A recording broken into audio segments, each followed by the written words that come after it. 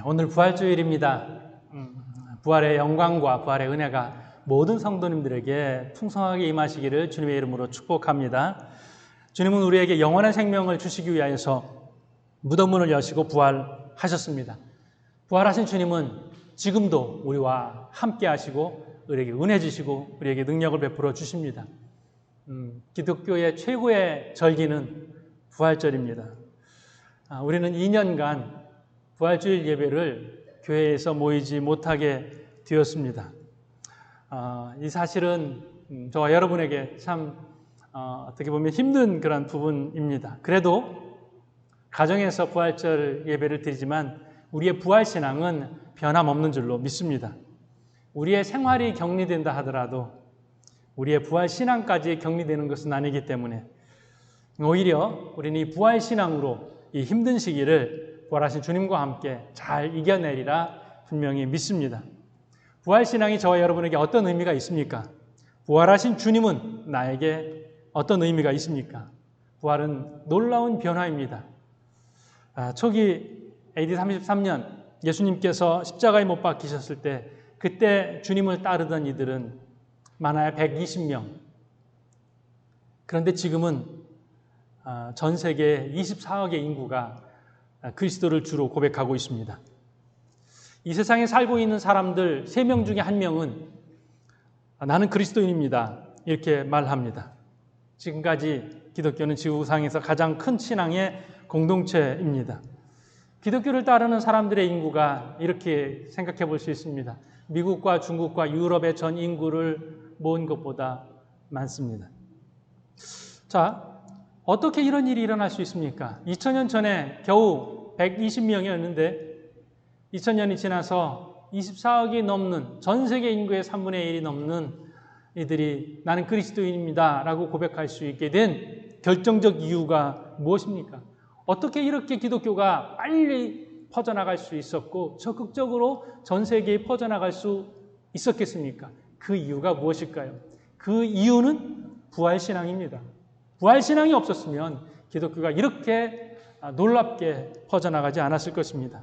처음에 예수님께서 택하신 초라한 12명, 어부를 포함한 12명의 제자가 부활신앙으로 무장해서 부활신앙을 증거하고 나니까 오늘날 전 세계를 이렇게 바꾸게 된 것입니다. 자, 오늘날의 기독교는 부활로밖에 설명할 수 있는 다른 방법이 없습니다. 역사상 가장 중요한 사건이 부활입니다. 예수 그리스도의 부활.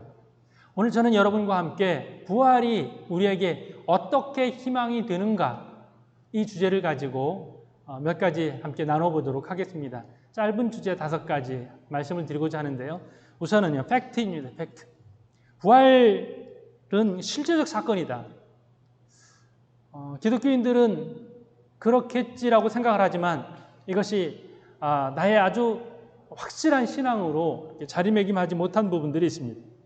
막연하게 그리고 이렇게 어설프게 주님께서 우리를 다시 살리시기 위하여서 부활하셨습니다라고 하는 교리는 믿지만 정말 2000년 전에 예수님은 죽으셨다가 살아나셨다라고 하는 부활의 역사적 사건을 확실하게 믿지 못하는 이들이 많이 있습니다.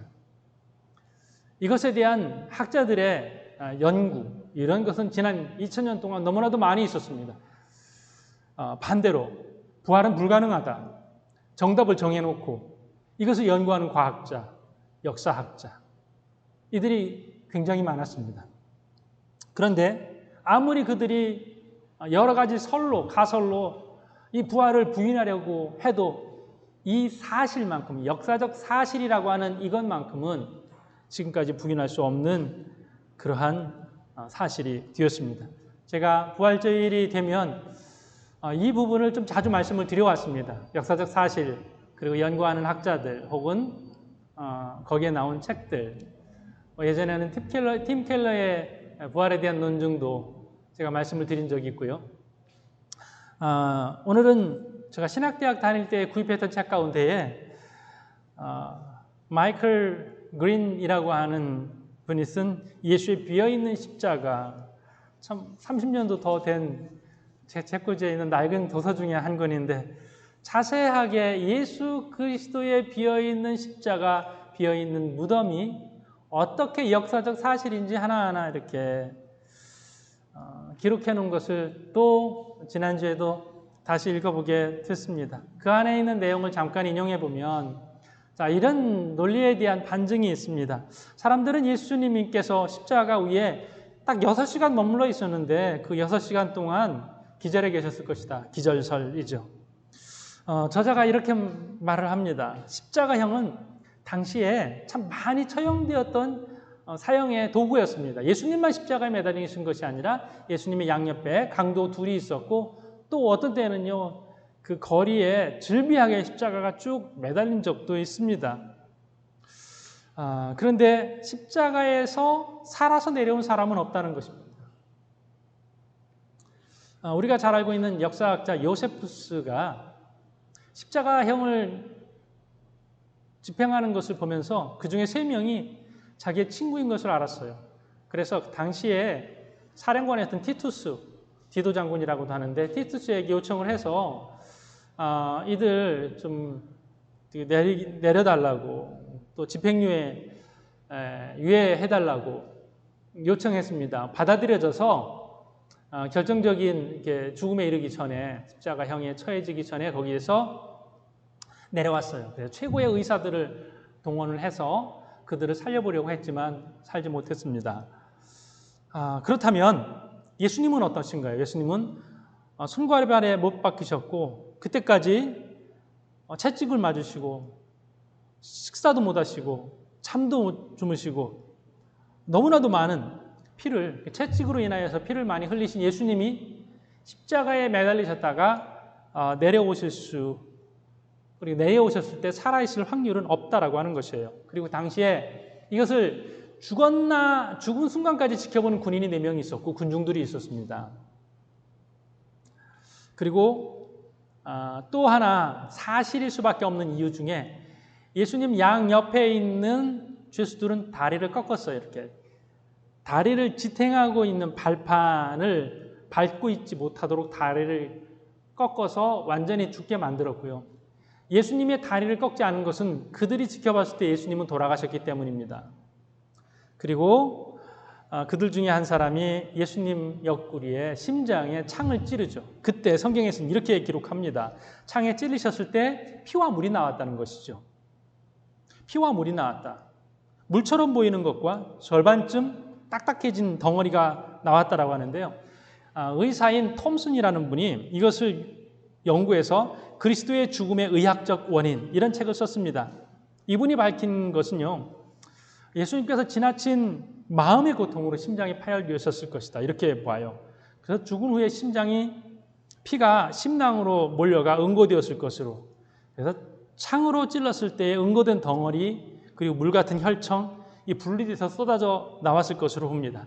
그래서 예수님께서 완전히 십자가에서 죽으셨다는 증거 이것이 피와 물이 함께 쏟아져 나왔다. 이것이라고 이렇게 보는 것입니다. 완전한 죽으심이 왜 중요합니까? 완전한 죽으심이 있기에 완전한 부활이 있는 것입니다. 지난 2000년간 어떻게 사람이 다시 살아날 수 있는가? 지금 불가능한 이 질문 속에서 어떻게든지 꾸며낸 이야기처럼 여러 가지 가설로 부인하려고 애를 썼지만 예수께서 죽으셨다 살아나신 것은요.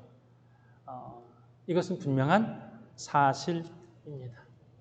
이것을 우리가 믿는 신앙이 굉장히 중요합니다. 예수님께서 3일 동안 무덤에 갇히셨다가 다시 살아나셨습니다. 자, 예수님께서 다시 살아나신 것은요. 기절했다가 깨어나신 것하고 다르고 또 심장이 멈췄다가 심폐소생술에서 깨어났다는 것 이것과 다르고 또 이제 가끔 보이는 임사체험같이 죽음을 경험하고 죽은 뒤에 사후세계를 경험했다가 깨어난 그런 것과 전혀 다른 예수님의 죽으심은 완전히 죽으셨다가 무덤에 사흘간 갇히셔서 그리고 부활하신 이 부활입니다. 이것이 사실이라고 하는 사실이 너무나도 우리에게 중요하고요. 이것 때문에 주님의 부활은 완전한 사실이었기 때문에 제자들이 어떤 절망과 패배에 머무르지 않고 희망으로 가득 찬 사람, 용기 있는 사람, 탐대히 나아가는 사람, 이런 사람들이 되었습니다. 제자들이 그렇게 예수 그리스도의, 오늘 사도행전 10장에서 베드로의 부활 증거가 이렇게 나올 수밖에 없는 이 이유가 어디에 있는가 하면 주님께서 완전히 죽으셨다가 완전히 살아나셨기 때문에, 그것을 경험했기 때문에 그는 증인이 되었던 것입니다. 이것이 우리에게 축복입니다. 이 능력이 우리에게 있는 것이죠. 그렇다면 부활이 전하는 희망 메시지 또 하나를 보면요. 자, 이것이 희망의 메시지예요. 우리가 완전히 용서받았다라고 하는 것입니다. 부활이 이런 의미를 우리에게 줍니다. 우리는 완전히 용서받았습니다. 예수님께서 거듭해서 말씀을 하셨습니다. 내가 너희 모든 죄의 값을 치르기 위해 십자가에 죽을 것이다. 그리고 나는 사흘 후에 다시 살아날 것이다. 예수 그리스도의 죽으심, 예수 그리스도의 부활이 나의 죄 문제를 해결했다는 이 사실이 우리에게 얼마나 기쁨이 되는지 모릅니다. 내가 완전히 용서받았습니다. 우리는 내가 완전히 용서받았습니다라는 그런 확신이 없을 때 어디에 매달리게 되냐면 죄책감에 매달리게 됩니다. 완전히 용서받은 사람은요, 굉장히 자유해요. 그런데 가끔 내가 왜 그랬을까? 내가 왜 그런 행동을 했을까? 내가 어떤 대가를 다시 치른다 하더라도 그때로 돌아가서 그 사람에게 가서 그 문제를 없었던 것처럼 해결하고 싶다. 우리의 마음을 굉장히 무겁게 하는, 후회하는 기억이 되고 또 죄책감이 됩니다. 때로는 수치스럽고 때로는 마음이 너무나도 무겁습니다. 그것이 우리의 생활에 있어서 엄청난 에너지를 낭비하게 만듭니다.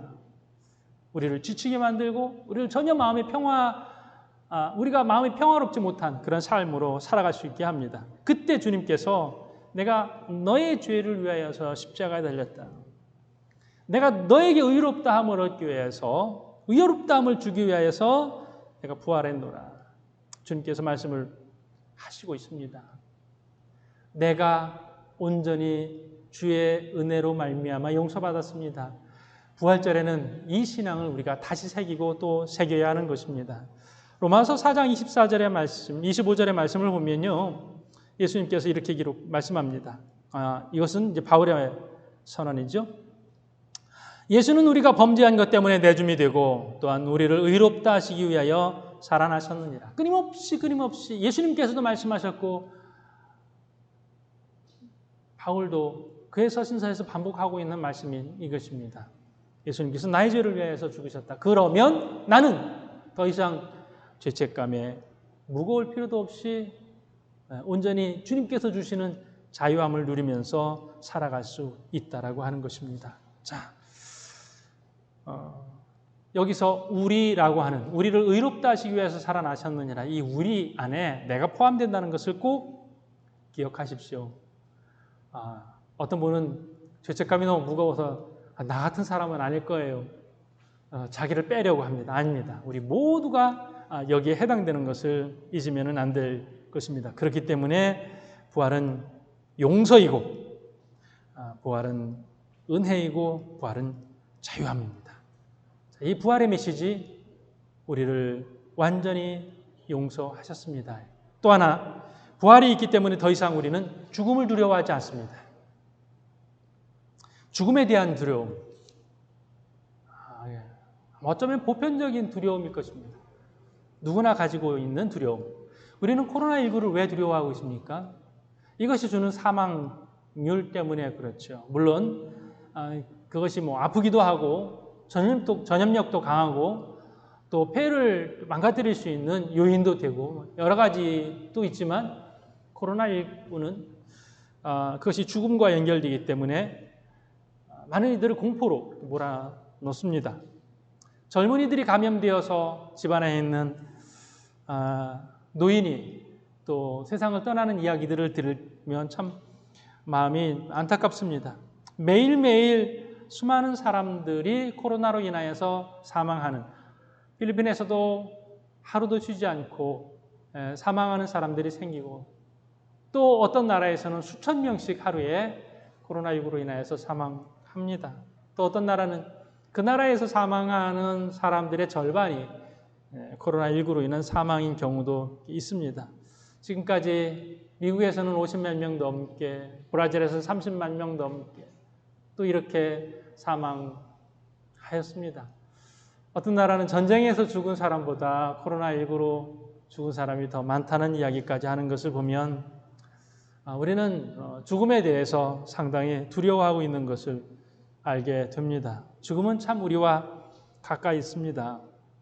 나는 죽음이 두렵지 않습니다. 이렇게 자신 있게 말할 수 있는 사람이 얼마나 될까요? 오직 부활신앙을 가지고 있는 성도는 당당하게 이렇게 말할 수 있습니다. 주님, 저는 주님 죽음이 두렵지 않습니다. 왜요? 그것은 주님께서 이기신 것이기 때문에. 또 우리도 주님과 함께 죽음을 넘어선다고 분명히 주님께서 말씀을 하셨습니다.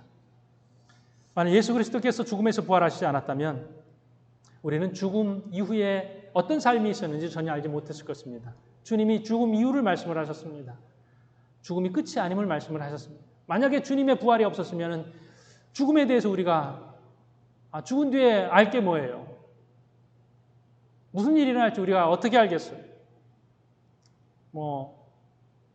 어떤 세상을 상상을 할 수 있겠지만은 알 수는 없었을 것입니다. 주님께서 분명히 말씀을 하셨습니다. 주님은 죽음을 이기셨고 또 우리도 또한 사망의 권세에 머물러 있지 않을 것이라고 분명히 약속하셨습니다. 굿뉴스입니다. 이 시대 최고의 굿뉴스, 죽음이 끝이 아니다라는 것입니다. 요한복음 11장 25절 26절 말씀을 보면요. 예수께서 이르시되 나는 부활이요 생명이니 나를 믿는 자는 죽어도 살겠고 무릇 살아서 나를 믿는 자는 영원히 죽지 아니하리니 이것을 내가 믿느냐. 주께서 하신 말씀이에요. 주님께서 죽으시기 전에 부활하시기 전에 하신 말씀이에요.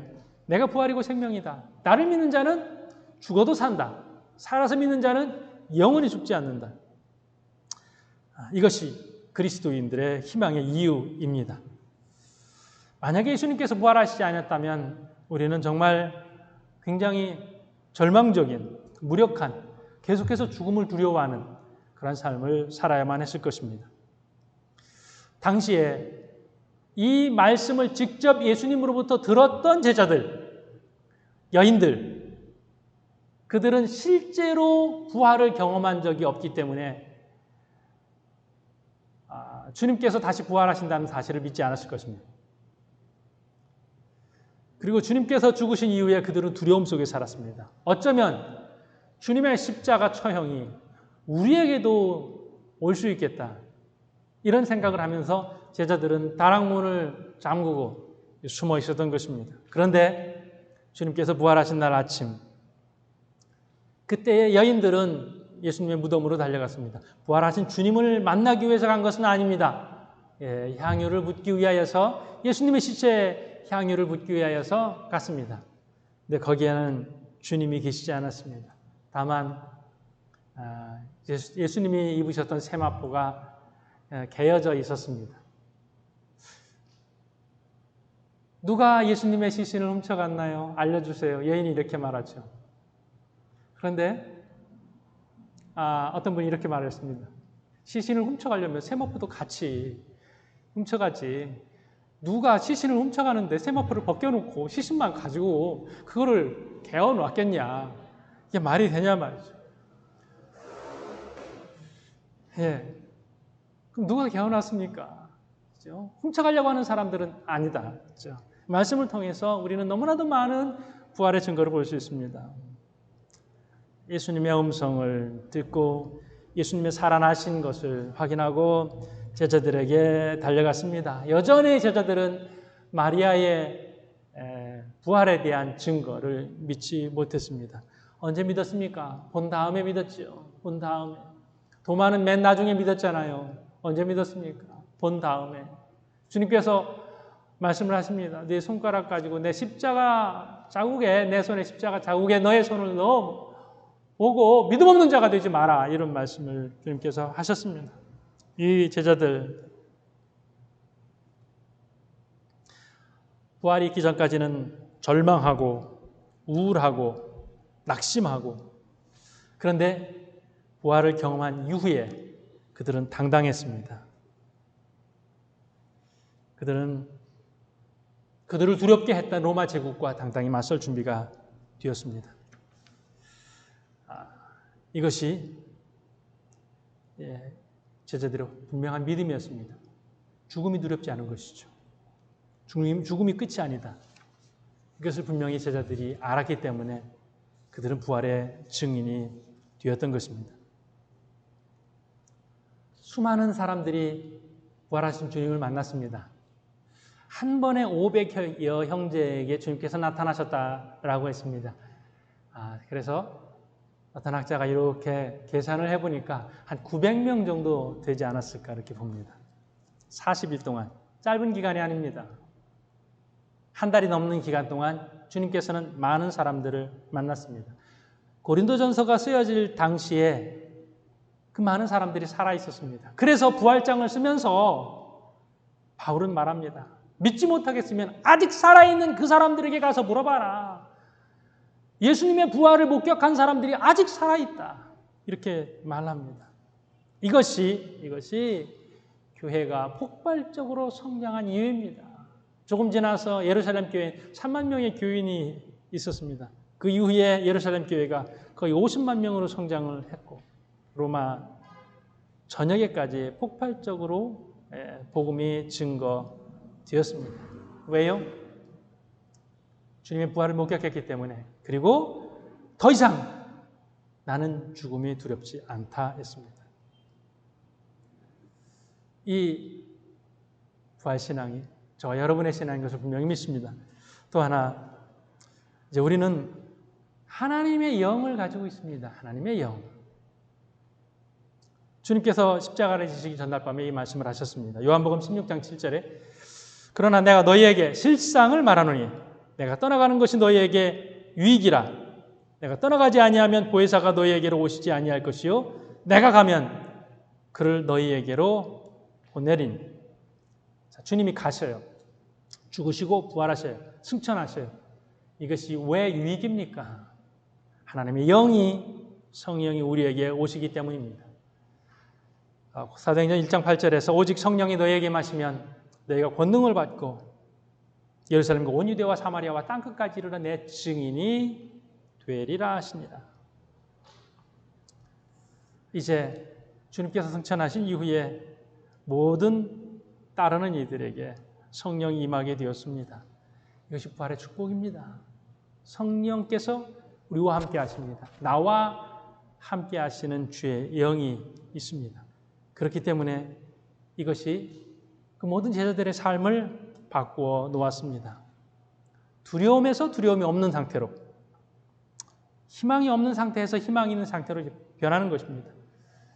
겁쟁이에서 숨어있던 사람에서 담대하게 용감하게 증거하는 사람으로 변화되었습니다. 부활하신 주님을 만난 것이, 그래서 성령께서 그들 안에 있다는 것이 이렇게 그들의 삶을 바꿨습니다. 하나님의 영이 죽은 예수를 살릴 수 있다면 오늘 우리에게 많은 죽어있는 것들을 살리리라 분명히 믿습니다. 죽은 예수 그리스도를 살리신 하나님의 영이 오늘 우리 죽은 가정들을 살리리라 분명히 믿습니다. 죽은 사업장들을 살리리라 믿습니다. 죽은 영혼들, 아픈 마음들 다 살리리라 믿습니다. 죽은 꿈, 죽은 희망, 이 모든 것을 살리시고 부활의 신앙으로 살아갈 수 있도록 인도하실 줄로 분명히 믿습니다. 이것이 부활이 주는 힘입니다. 난 안 돼.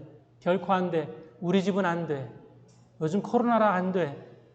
경제 위기 때문에 안 돼. 뭐 때문에 안 돼. 이 모든 것이 우리 부활신앙 앞에서 다 떠나가게 되고 부활신앙으로 말미암아 우리가 승리하고 극복하는 단계로 나아갈 줄로 분명히 믿습니다. 마지막으로 함께 살펴보고자 하는 것은요, 부활은 영원한 집에 대한 약속입니다. 요한복음 14장 1절에서 주님께서 약속해 주셨습니다. 너희는 마음에 근심하지 말라. 하나님을 믿으니 또 나를 믿으라. 내 아버지 집에 거할 곳이 많도다. 그렇지 않으면 너희에게 일렀으리라. 내가 너희를 위하여 거처를 예비하러 가노니 가서 너희를 위하여 거처를 예비하면 내가 다시 와서 너희를 내게로 영접하여 나 있는 곳에 너희도 있게 하리라. 죽음이 두렵지 않다는 것, 그리고 그 다음에 무엇이 있는지를 주님께서 말씀을 해주셨습니다. 주님께서 준비하신 거처가 있다라고 합니다. 이 거처는 우리가 쉽게 상상해서는 안 될 것입니다. 사단은 우리로 하여금 주님께서 마련하신 거처를 자기들 멋대로 상상을 해버려요. 거긴 지루할 거야. 거긴 어떻게 따분할 거야. 거긴 이게 없을 거야. 이것만 있으면 어떻게 살아. 이제 우리가 우리의 현실 속에서 무엇이 좋은지 그것이 그냥 천국에도 있는 것처럼 잘못된 상상 속에서 살아가게 만듭니다. 그러나 주님께서 마련하신 거처는 우리가 지금 상상할 수 없습니다. 놀라운 이 은혜 속에서 우리가 살아가지만 그 이상 하나님께서 준비하신 거처가 분명히 있습니다. 이 말씀을 들었던 제자들, 이 말씀에 확신했던 제자들 다 같이 어디로 나아갑니까? 베드로와 같이 증인으로 나아가고 순교로 나아갔습니다. 예수님의 제자 가운데에 11명 제자가 순교합니다. 돌에 맞아 죽은 스데반도 있고요. 참수당한 야고보도 있고요. 십자가에 거꾸로 달려 죽은 베드로도 있고요. 또 바울도 로마 감옥에서 갇혀 있다가 처형되었습니다. 바울이 디모데 후서에서 그의 마지막의 모습을 이렇게 고백을 합니다. 제가 한번 읽어보도록 하겠습니다. 디모데후서 4장 7절 8절의 말씀입니다.